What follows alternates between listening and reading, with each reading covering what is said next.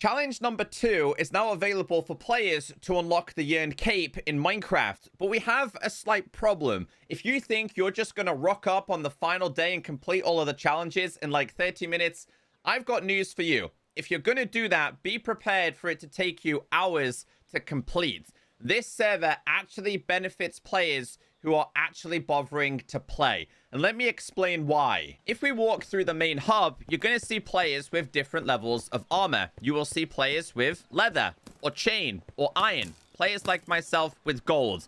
On some occasions, the players that have been grinding for a very long time will actually have diamonds. They've been playing a lot. Those players will benefit first. If we go to the quests and tap on number 2, you'll see here it has ghasts incoming.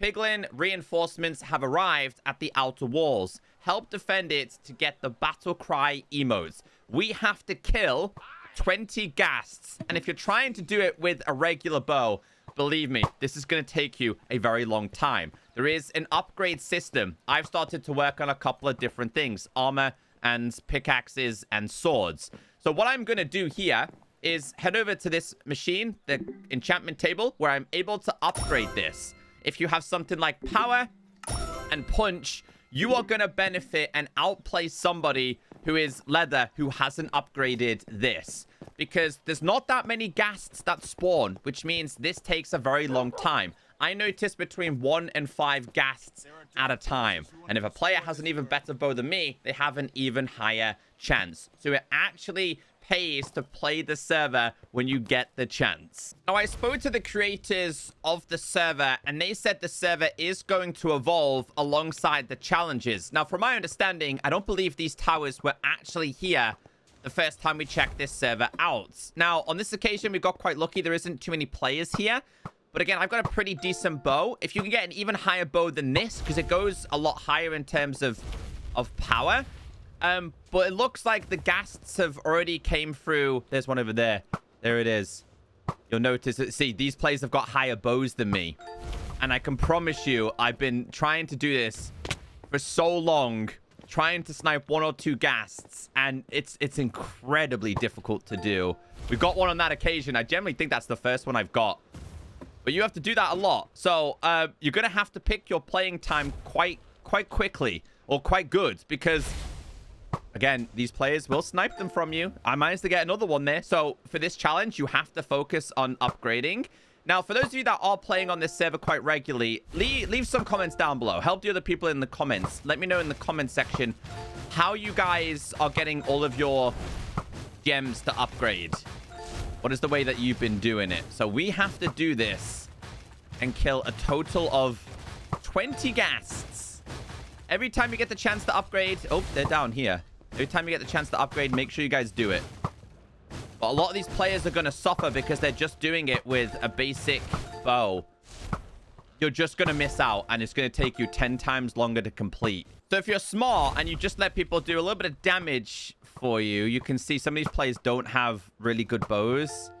So I managed to snipe it there. Do you see the difference? You'll see if someone's got an enchanted bow or not. I don't think this person has. So I know a lot of other YouTubers have been saying, do it on the final day. Do it on the final day. This is very different than like the MCC challenges. You have to play. You actually have to bother to play this server. Come on.